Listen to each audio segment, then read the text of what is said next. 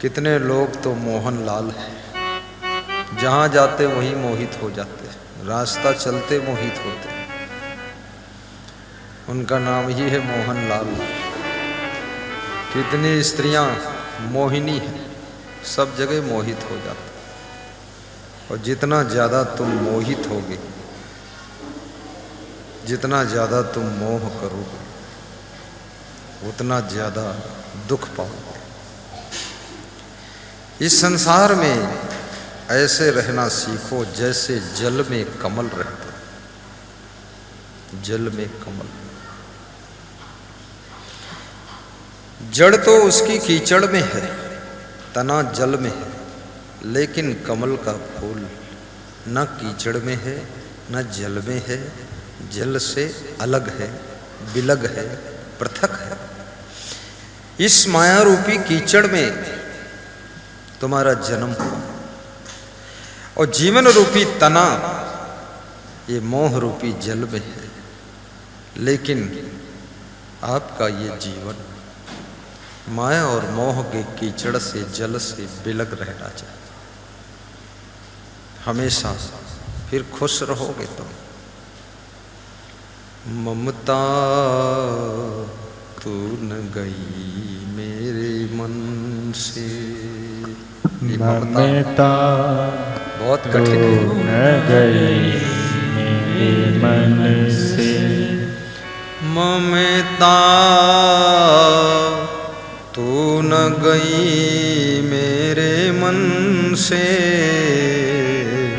ममता तू न गई मेरे मन से। पाके कैसे जन्म के साथी, पाके कैसे जन्म के साथी, ज्योति गई नैनन से, ममता तू न गई मेरे मन से, ममता तू न गई मेरे मन से। ईशा वाष्योपनिषद का ऋषि कहता है,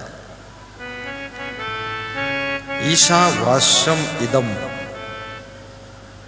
सर्वम यत किंच जगत्याम जगत, तेन त्यक्तेन भुज्जीता माँ ग्रद्धा कस्य सुधनम। ईशा वाष्योपनिषद का ये पहला मंत्र है। इसका अर्थ आपको पता है, तुम कम विद्वान नहीं, तुम्हें पूरी उपनिषद याद है, तुम भुक्त भोगी हो। ये सारा संसार उपनिषद ही है, सब ज्ञान हो रहा है। पेड़ पौधे भी ज्ञान दे रहे हैं, पूरी सृष्टि का पत्ता पत्ता, जर्रा जर्रा ज्ञान दे रहा है। ज्ञान लेने वालों की कमी है।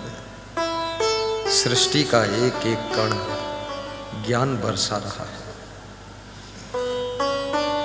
अच्छे लोग भी ज्ञान दे रहे हैं, बुरे लोग भी ज्ञान दे रहे हैं। उपनिषद का ऋषि कहता है, ईशा वाष्योपनिषद इदम सर्वम यत किंच जगत्याम जगत। ये जो संसार है, ये जो जगत है, आप कहते हो ना कि ईश्वर कहाँ है। ईशा उपनिषद का ऋषि कहता है, ये संसार ईश्वर का रूप है। जगत्याम जगत तेन त्यक्तेन, पूरे संसार को ईश्वर का रूप बताया है। हर काम फास्ट करो, समय बचाओ। पैसे बचाने के लिए तो सभी लोग समझाते हैं, लेकिन मैं कहता हूं आप समय बचाइए, बुद्धि बचाइए, अपनी वाणी को बचाइए और अपने दिमाग को बचाइए और अपने विचारों को भी बचाइए। गलत सोचने के विचार नहीं आने चाहिए, अच्छा सोचिए। बुद्धि से गलत काम में बुद्धि को मत लगाइए, अच्छे कार्य में बुद्धि लगाइए, उसको भी बचाइए। फालतू बातें सोचते रहना, हर समय उलझे रहना, टेंशन में पड़े रहना, बहुत दुखी रहना, तुम्हारे दुख सुख से ज़्यादा लोगों को मतलब ही नहीं है। तुम दुखी रहो चाहे सुखी रहो, 2-4 लोगों को मतलब है आपसे बस। इसलिए कृपया थोड़ा मस्ती भी जीवन में होनी चाहिए। राम का वनवास तो हुआ है, लेकिन मुस्कराते हुए वन को जा रहे हैं। तुम्हारे पिताजी अगर 1 साल के लिए घर से निकाल दें तो तुम घर ही में रोना शुरू कर दोगे और फिर दुआरे बैठ कर रोई हो, और फिर निकलोगे ही नहीं, अपने बाप से कहोगे तुम निकलो। कितने लोग तो अपने बाप को निकाल दिए, खुद घर में बैठे। नहीं नहीं नहीं, राम से सीखो, साहस, धैर्य, तसल्ली, संतोष, अच्छे कर्म करो, भाग्य कभी बिगड़ेगा ही नहीं। बेगियान जल पाई पखारू, होत विलंब उतार पारू। मांगहु विदा मातु सन जाई, आवहु बेग चलहु तुम भाई। हे लक्ष्मण, अपनी माँ से जाकर के विदाई मांगिए और दौड़ कर आइए, मेरे साथ वन को चलिए। कितनी बड़ी बात है। अनंत शास्त्रम बहुलाश्च विद्या, अल्पश्च कालो बहुविघ्नताश्च। यत् सारभूतं तदुपासनीयं, हंसो यथा क्षीरमीमाम्बुमध्यात्। अनंत शास्त्र है, बहुत सी विद्याएं हैं, समय थोड़ा है, उसमें भी विघ्न बाधा बहुत है। हंस बनो, जैसे हंस दूध और जल मिक्स रखा है, उसमें से दुग्ध पान कर लेता, जल को छोड़ देता है। ऐसे ही संसार में कचड़ा, लफड़ा, पचड़ा, झगड़ा, अच्छा बुरा, दूध दारू सब है। सार सार ले लो, कचड़ा छोड़ दो। सार सार को गही रहे थो था दे उड़ा। साधु होना चाहिए जैसे सूप सुभाए। ऐसे साधु बनो। सज्जन वह है जिसका सूप जैसा स्वभाव है। सार सार ले लो। मैंने सुना है ट्रेन में गांधी जी जा रहे थे, अंग्रेजों ने उनको गालियां लिख करके दिया। गांधी जी ने पढ़ा, आलपिन निकाल कर जेब में रख लिया, गाली लिखा हुआ कागज फेंक दिया। अंग्रेजों ने कहा कि कुछ इसमें मिला? बोले आलपिन काम का था, बाकी सब कचड़ा था, आलपिन ले लिया। ऐसे संसार में सुबह से शाम तक जो जो लोग आपको मिलते हैं, उनके गुण ले लो, उनके अवगुण मत लो। सार सार ले लो, सारग्राही बनो। मूंज में से जैसे सीख खींच लेते हो, धान में से जैसे चावल निकाल लेते हो, ऐसे दुनिया से भी सार सार चावल निकालो। दारू छोड़ दो, दूध पी लो। बीड़ी सिगरेट छोड़ दो, इलायची खा लो, एक लौंग खा लो। एक दो लौंग खाने से कोई खास बात नहीं है। लौंग खाने से आपको लकवा अटैक नहीं होगा। अगर सुबह और शाम एक एक लौंग खाते तो लकवा से 90% तुम बच सकते। स्नान यदि तुम सबसे पहले चरणों पे पानी डालते, फिर हाथों पे, फिर पीठ पे, पेट पे, लास्ट में सिर पे पानी डालते, फिर नहाते, तो लकवा अटैक 95% होने की संभावना खत्म हो जाती है। ये छोटी छोटी सावधानी। शाम को यदि खीरा, मूली, गाजर, चुकंदर, सलजम, ककड़ी, हरी मिर्च नहीं खाते हो आप, तो गले की बीमारी, सर्दी होने की संभावना 90% कम हो जाती है। सुबह यदि 5 किलोमीटर पैदल चलते हो तो बुखार आने की संभावना 99% कम हो जाती है। जब तक कोई महिला बेटी के रूप में रहती है कोई बीमारी नहीं, और बहू बनकर ससुराल गई और 2-3 राउंड मारा, बस वहां से भयंकर भयंकर रोग लेकर आती है। माँ बाप भी तंग, सास ससुर तंग, पति भी तंग कि ये बहू मिली है कि बीमारी मिली है।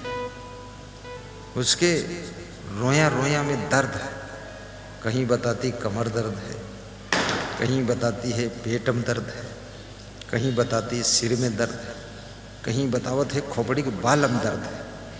पति भी बेहोश है कि अरे दर्द मोरे नस नस में ये लफड़ा है। क्यों? व्यायाम नहीं करोगे, हमेशा बीमार रहोगे। स्नान करके एसी की हवा खाओगे, हमेशा बीमार रहोगे। आधे घंटे तक एसी कूलर बंद रखो। लंबी सांस नहीं लोगे, फेफड़े खराब हो जाएंगे। लंबी सांस लो, लेकर दिखा दो, भरो सांस। हम अंगुली उठाए हैं, जब तक अंगुली नीचे न गिराऊं सांस खोलना मत, भरे रहो, खींचो।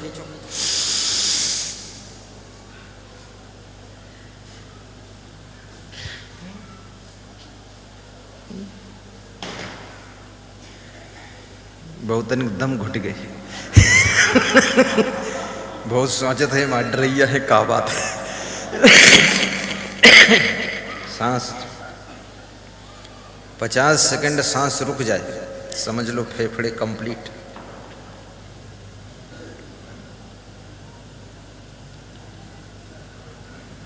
मन को भी बीमार मत होने दो। मन में यदि काम वासना बहुत बढ़ रही है, नियम संयम टूट रहे हैं, क्रोध बहुत बढ़ रहा है, गुस्सा भयंकर आ रहा है, तो ये मन की बीमारी है। इसका इलाज कोई डॉक्टर भी नहीं करता। मन में लोभ बहुत बढ़ रहा है, लालच बढ़ रहा है, ईर्ष्या द्वेष बढ़ रहा है, मन में अभिमान बढ़ रहा है कि हमसे बड़ा कोई नहीं, तो समझ लो मन की बीमारी आपके लग गई। मन की बीमारी का इलाज केवल सत्संग में होता है, और सत्संग लोग सुनते नहीं। फिल्म देखने से मन की बीमारी बढ़ती है, मूवी देखने से मन की बीमारी बढ़ती है, नाटक नौटंकी नाच कूद से मन की बीमारी बढ़ती है। इतनी बढ़ेगी बीमारी कि मरो और मारो का कार्यक्रम प्रारंभ हो जाएगा। ये मन की बीमारी साधारण नहीं।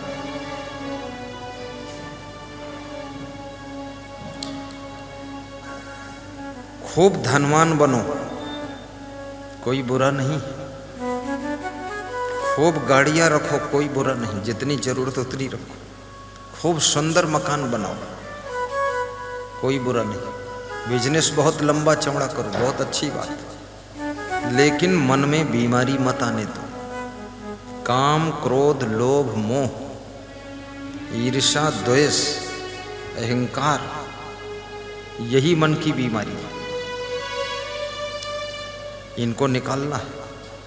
तुम्हारे घर में अगर एक व्यक्ति भी क्रोधी है, पूरे घर की शांति को भस्म कर देगा। एक व्यक्ति अगर कामी है, काम वासना उसकी सीमाओं को तोड़ रही है, कहीं बेविचार करेगा, कहीं दूसरी औरत में फंसेगा, कहीं दूसरे पुरुष में फंसेगा, कहीं वहां बदनामी कराएगा, सारा नाम डुबा देगा तुम्हारा। ये काम वासना कोई साधारण चीज नहीं। सीता जी के सुंदर रूप को देख करके रावण जनकपुर में मोहित हो गया था। धनुष तोड़ने की कोशिश उसने भी किया था कि मैं भी तोड़ दूं, तो हिला ही नहीं पाया, और राम ने छुआ और टूट गया। वहीं समझ जाना चाहिए था सबको कि ये अवतारी पुरुष कि छूते ही टूट गया। तुम दोनों हाथ से ताकत लगाओ, हिले ही नहीं, इसका मतलब क्या है? तुम पापी हो। पापी से कुछ हिलने वाला नहीं। ये पुण्य आत्मा, महान आत्मा, दिव्य आत्मा भगवान का अवतार हुआ। छूते ही खत्म कहानी, टूट ही गया। और टूटते ही परशुराम आ गए। परशुराम को बहुत गुस्सा आया कि मेरे इष्ट देव शिव भगवान है, उनका धनुष किसने तोड़ा? और परशुराम भी अंशा अवतार है, वो भी आधे भगवान है, आधे भगवान आधे इंसान। अंशा मतलब थोड़ा भगवान है, थोड़ा कुछ और वंशा अवतार, और वो पूर्णा अवतार राम भगवान। दोनों भगवान, दोनों। राम भगवान तो अपनी जगह पर स्थिर है, परशुराम बहुत क्रोधित हुए, सबको मारने के लिए बोल दिया कि न तुम्हारे जई हैं सब राजा। परशुराम कितना ताकतवर व्यक्ति थे, इतने राजा बैठे थे, बोले सब राजा मारे जाएंगे, सबको मारूंगा। ये तो बहुत विकट आदमी है। इसीलिए अंशा होता है कि उसके अंदर थोड़ा अंश तो भगवान का है, बाकी कुछ और ही। सब राजा डर गए कि विवाह भी नहीं हुआ और सीता जी नहीं मिली, और ये महात्मा आया, ये पिटाई भी करेगा। घर लौट कर जाएंगे, लोग पूछेंगे क्या मिला, तो यही कहना पड़ेगा कि परशुराम बहुत पीटिन है और कुछ नहीं, पीटे गए। इसलिए परशुराम के मंदिर कम है, पूजा कम होती उनकी। राम के मंदिर घर घर में, क्योंकि क्रोधी आदमी का मंदिर नहीं होता, काम खत्म। ज़्यादा क्रोध करोगे समाज में स्थान खत्म, फैमिली में स्थान खत्म, विधानसभा में स्थान खत्म, लोकसभा में स्थान खत्म। बहुत क्रोधी आदमी कहीं सफल ही नहीं। दुकानदारी में स्थान खत्म, बिजनेस में स्थान खत्म, राजनीति में स्थान खत्म, सदुआई में भी स्थान खत्म, तुम्हारे आश्रम स्थान में स्थान खत्म, गुरु के चरणों में तुम्हारा स्थान खत्म। बस क्रोध में जलते रहो तुम रात दिन।